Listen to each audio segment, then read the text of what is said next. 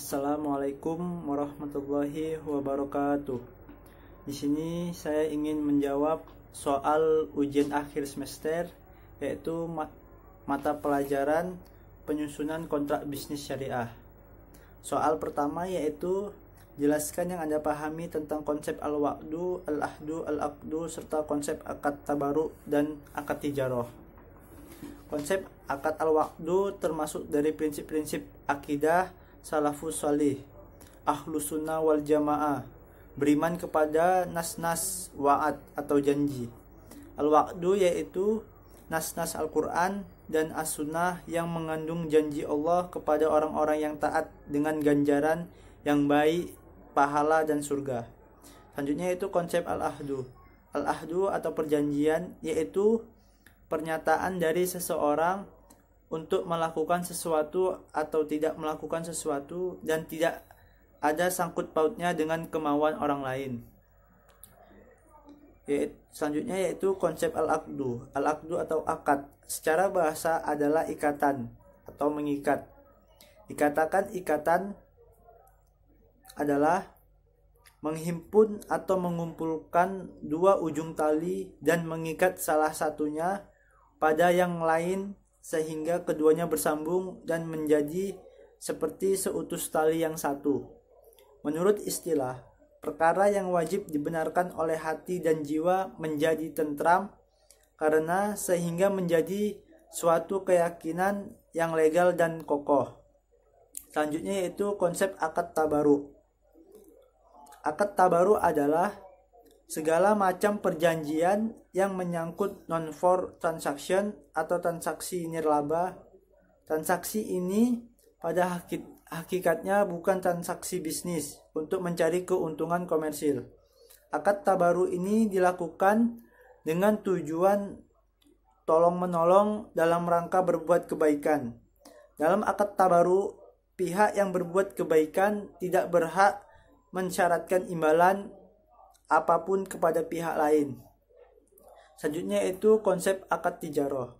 Tijarah adalah suatu list kontak di mana suatu bank atau lembaga keuangan menyewakan perdata sebuah bangunan, barang-barang seperti mesin dan lain-lain.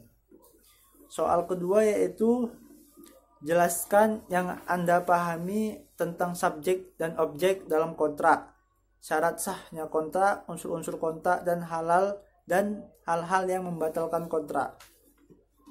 Subjek dan objek dalam kontrak.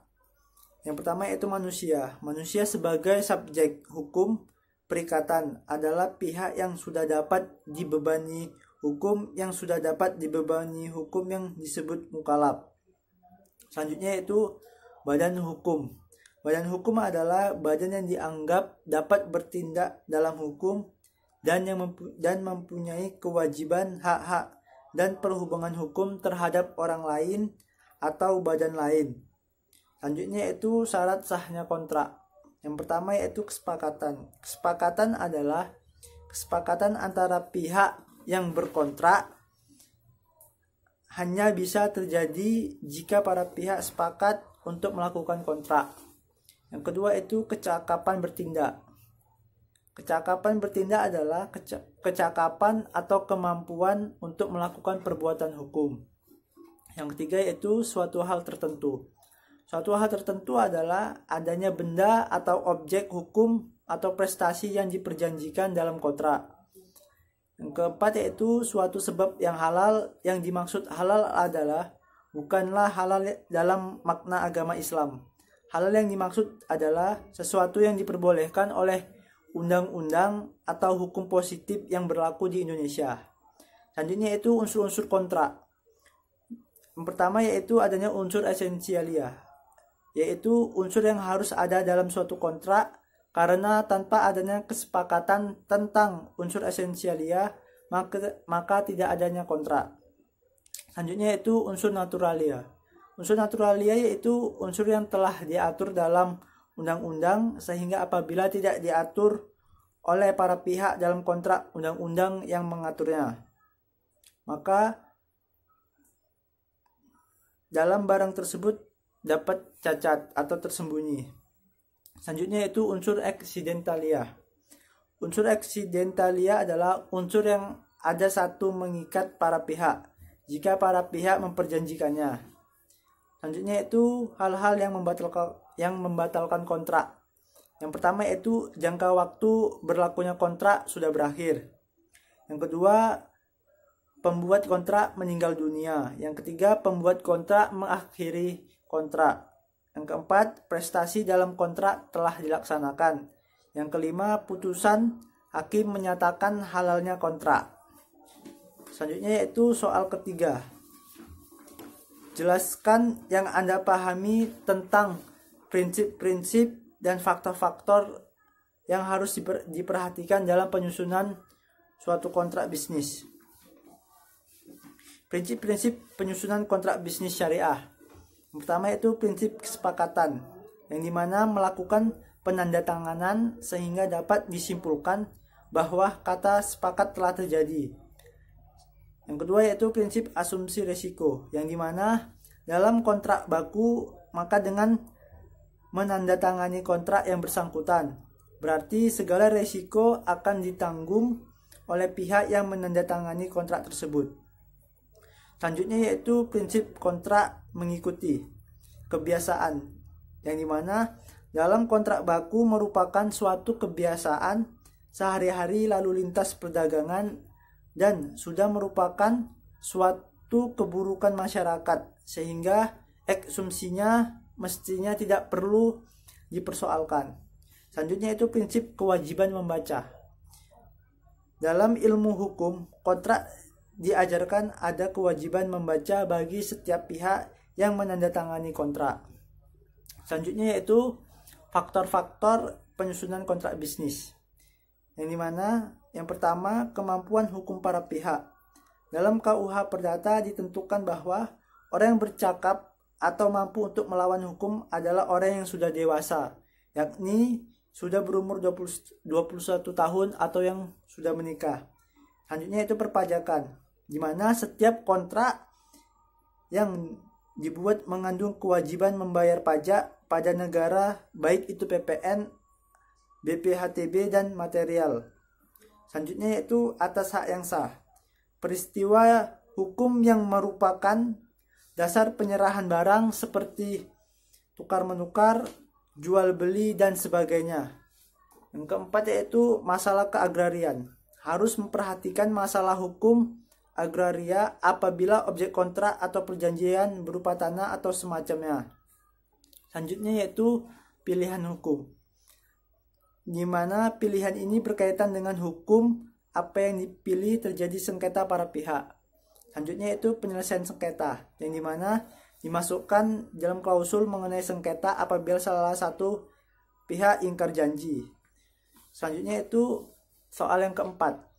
Jelaskan tahapan-tahapan yang harus dilalui dalam proses penyusunan kontrak bisnis. Yang pertama yaitu tahap prapenyusunan, yang dimana terdapat prakontraktual. Dalam tahapan ini, para pihak menjadi tahapan negosiasi antara kedua belah pihak, tawar-menawar, demand dan supply konsensus. Kedua itu tahap kontraktual, yang dimana tahap mulai terjadinya perjanjian sampai pelaksanaan perjanjian selesai. Yang ketiga yaitu post kontraktual, yang dimana tahap setelah selesai yaitu masa pemeliharaan jaminan cacat, tersembunyi atau pase garansi.